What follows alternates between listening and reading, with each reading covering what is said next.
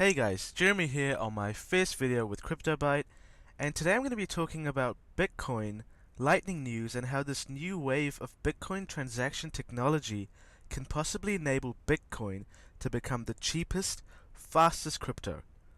So the current Bitcoin system is revolutionary as it is, but it also has some downsides to it. The main one being that the current system can actually only handle 7 transactions per second. And if we look here onto the unconfirmed transactions page on the blockchain network, we can see that the Bitcoin network right now is facing around 30.5 transactions per second, which is why we're sitting at around 5,300 unconfirmed transactions. So, because of this, there's been a lot of debate behind the Bitcoin community as to how we fix it, because if we want Bitcoin to become a legitimate currency and be used for currency purposes, we can't have people paying high fees and having to wait ridiculous times just to buy something simple like a cup of coffee. So this is where the Lightning Network comes in. So the way that the Lightning Network works is that instead of each single transaction being stored on the blockchain, a user sets up what is known as a payment channel with a specific retailer in order to open what is known as a multi-signature address. This multi-signature address in essence acts as a vault where both the retailer and the consumer place their bitcoins in a secure location. Once all the transactions are completed and one member of the trade decides they have completed the trade, both parties are then required to sign the transaction sheet, and once the transaction sheet is signed, it gets sent to the blockchain, and once the blockchain has confirmed the transaction sheet is accurate, the channel is then said to be closed and the bitcoins are released to their respective new owners.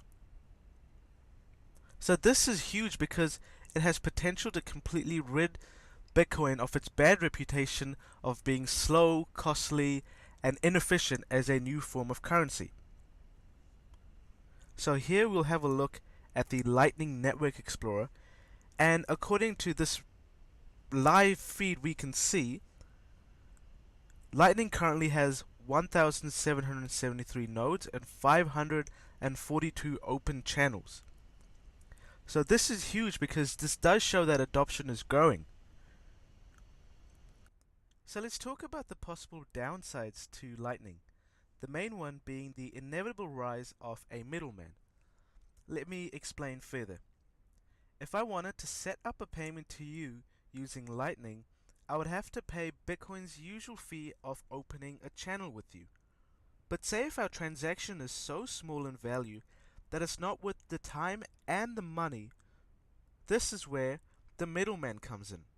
Since I'm trying to set up a payment to you, let's say I'm friends with your cousin Bob, for example, and I already have an open channel with him, and you also already have an open channel with him. This enables me to send the bitcoins to you via Bob's channel for virtually no fee. Now, this all sounds like a genius idea, but here is where the problem could lie. When companies decide to become the middleman, like banks, if everyone is linked to have their own payment channel with the same bank, then the bank itself can act as the middleman, replacing someone like Bob as the middleman. This can cause potential issues because once a single entity is in control of our transactions, it goes against Bitcoin's core attraction, which is its decentral nature. So the first ever physical transaction may have been completed on the Lightning Network 2 days ago, according to a Reddit user who purchased a VPN router through a payment channel provided by TorGuard. So you can see here his proof of actually purchasing it, and according to his post, the buyer opened up a channel and completed the instantaneous transactions, amazingly without paying anything in fees. He said, "I'm just your average Bitcoin enthusiast who had a bit of extra time last weekend. I saw TorGuard's tweet, so I decided to contact them. I inquired as to purchasing more than just a monthly subscription. Their staff gave me Lightning peering information. I opened a channel, received an invoice, and here we are. It was all quick, painless, and easy. And most importantly, instantaneous and fee-free. Over the past several years, increasing transaction fees and times on the Bitcoin network have made direct Bitcoin purchases of low-price items nearly impossible, forcing users to switch to other cryptocurrencies, which is why we see the rise of currencies like Litecoin and Ethereum, because they all have something Bitcoin can't offer. Well, at least Bitcoin couldn't offer before Lightning: fast and cheap transactions.